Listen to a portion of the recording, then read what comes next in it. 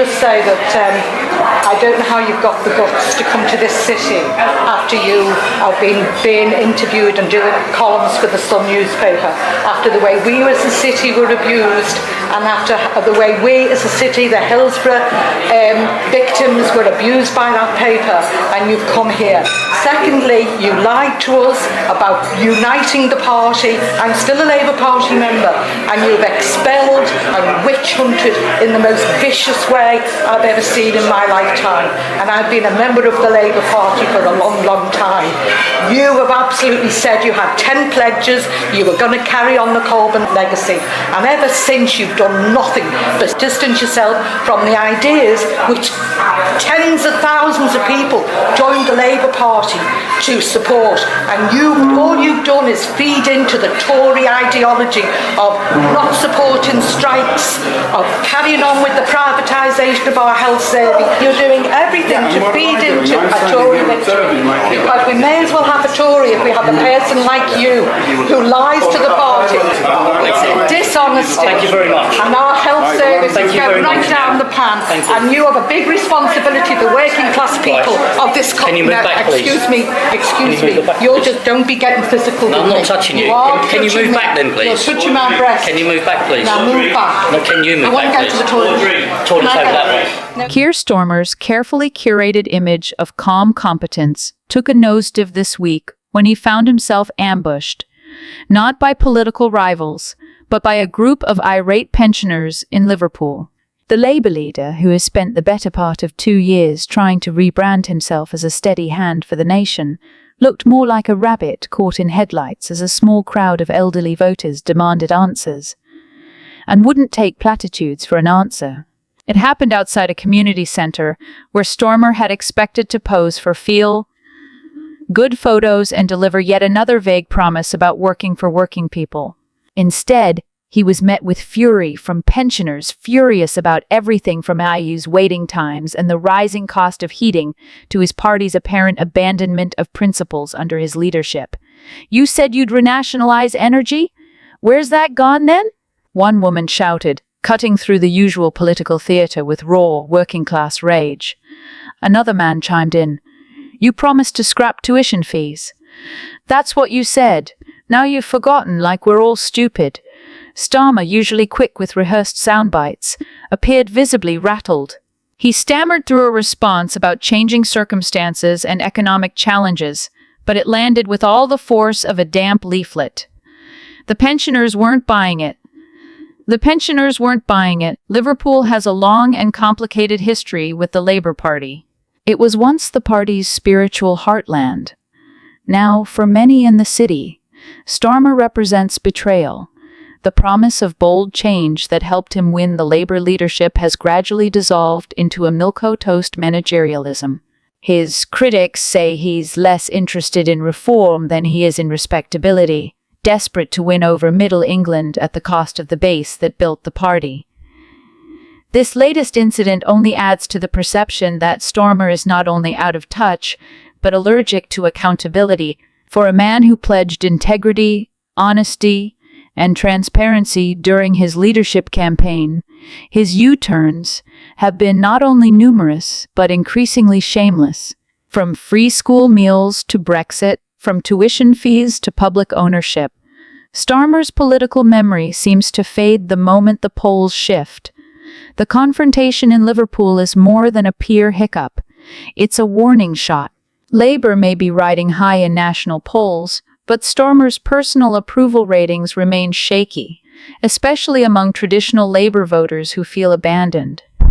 The passion and anger of those Liverpool pensioners echoes a broader dissatisfaction. They are not the fringe. They are the former loyalists. It's ironic, really. Starmer rose to power on the ruins of Corbynism, promising to restore credibility. But credibility, it turns out, is not built on flashy slogans or media spin. It's built on trust. And trust, once lost, is hard to win back, especially when the people confronting you remember exactly what you said. If Starmer truly wants to lead Britain, he'll need to stop hiding behind slogans and start facing the uncomfortable truths. starting with the fact that more and more of his own base are no longer convinced he stands for anything at all. Are kind of legal, they've got documents. It doesn't really matter. Basically, it doesn't matter whether they've got documents or not, because that's a value judgment anyway. So basically this scheme is we can send some migrants back to France as long as they send us the same number back to Britain. That should solve the crisis, shouldn't it? I mean, are you feeling like a winner in this deal? Because I'm not. I mean, let's be. Why is this complicated? I don't know why it's complicated for the government to understand. What the British people want, I believe, the vast majority of them, is for all illegal asylum seekers to be returned. That's anyone who crosses the channel in a dinghy should be returned. Now, whether that is that the boats are stopped, they're turned back safely, and they're, whatever measures need to be taken to ensure that nobody drowns, because we wouldn't want that, get them all back to France safely. That's one option. Or the alternative is to bring them over and immediately detain them and then prepare for deportation. Yeah. That's what needs to be done in each and every case. And if we were consistent about it, we'd soon find that the market dried up, because who's going to pay thousands of dollars or pounds just for that traumatic experience?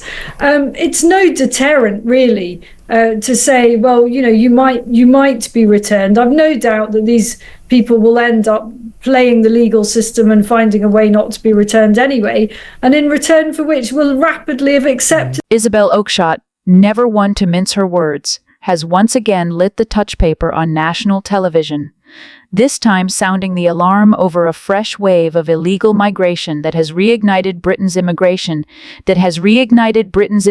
debate with renewed urgency and fury. According to the latest Home Office figures, 705 illegal migrants crossed the English Channel in just one day, packed into 12 small boats, a staggering 42% increase on the same period last year. And if the numbers weren't alarming enough, the reaction from Britain's political establishment, particularly the Labour government, has only intensified public outrage. Appearing on a primetime panel show, Oakeshott delivered a blunt verdict. "We are losing the nature of our culture here, and this Labour government revels in it." The line struck like a thunderclap, echoing through social media and morning headlines, exposing a chasm between ordinary Britain's concerns and the political class's aloof detachment. And make no mistake, Oakeshott was not simply voicing right-wing talking points. She was articulating a fear increasingly whispered across dinner tables, pub corners, and taxi ranks. Britain is being changed without its consent. While the Home Office scrambles for damage control and Labour ministers trot out euphemisms like asylum pressures and humanitarian response, the public sees what it sees: inflatable dinghies, chaotic beaches, overburdened services, and a government more concerned with policing language than defending borders. Critics of the government accuse it of being asleep at the wheel, or worse, deliberately dismantling the national identity in favor of some abstract globalist ideal. They point to overwhelmed schools, NAES backlogs, housing shortages, and soaring welfare costs as the visible symptoms of an open-door policy dressed up in bureaucratic jargon. Yet Starmer and his ministers continue to bury their heads in the sand, more eager to lecture the public on inclusivity than confront the harsh realities on the ground. Notably absent from Labour's statements this week was any sign of urgency or plan to stem the tide, only vague allusions to working with European partners and tackling smugglers, as if Britain is a helpless observer rather than a sovereign nation. This is not just a border crisis. It is a crisis of identity, of sovereignty, and of leadership.